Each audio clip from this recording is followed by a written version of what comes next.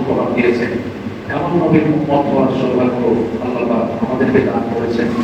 সেই জন্য শুকরিয়া আদায় করে জমা করে রোজা করে উচ্চ আওয়াজে সকলে মিলে সমবেত কণ্ঠে আরেকবার বলি আলহামদুলিল্লাহ। আসসালামু আলাইকুম। গত জুম্মায় গিয়েছিলাম নারায়ণগঞ্জের ঐতিহ্যবাহী কেন্দ্রীয় জামে মসজিদে, যেখানে রয়েছে একই সাথে 4 ধর্মের মানুষের সমাধিস্থল। ইচ্ছে আছে নারায়ণগঞ্জের সকল মসজিদে একবার করে হলেও জুমার নামাজ আদায় করব। তার শুরুটা করলাম নারায়ণগঞ্জের কেন্দ্রীয় জামে মসজিদ থেকে। নারায়ণগঞ্জের কেন্দ্রীয় মসজিদটির অবস্থান শহরের মাঝডাইল এলাকায়। এর নির্মাণ কাজে ভিত্তিপ্রস্তর করা হয় 1981 সালে। পরবর্তীতে বিভিন্ন পর্যায়ে মসজিদের সম্প্রসারণ ও আধুনিকায়নের কাজ করা হয়।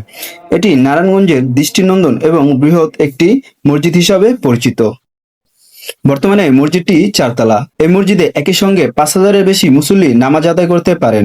মসজিদটিতে প্রতিদিন দূর দূরান্ত থেকে মানুষ আসেন। বিশেষ করে জুম্মার দিন অসংখ্য মানুষের নামাজ আদায় করতে আসেন এখানে। বিশেষ করে মহিলাদের জন্য এই মসজিদে নামাজের স্থান রয়েছে।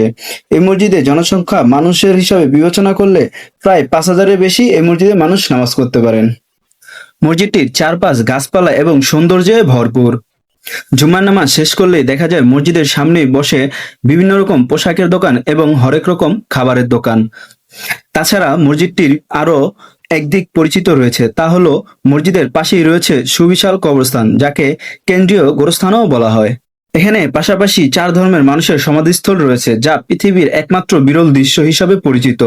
মসজিদ থেকে বের হলেই দেখা যায় মুক্তিযুদ্ধ স্মৃতিস্তম্ভ এবং পাশেই রয়েছে হিন্দুদের মন্দির ও চিতাখলা।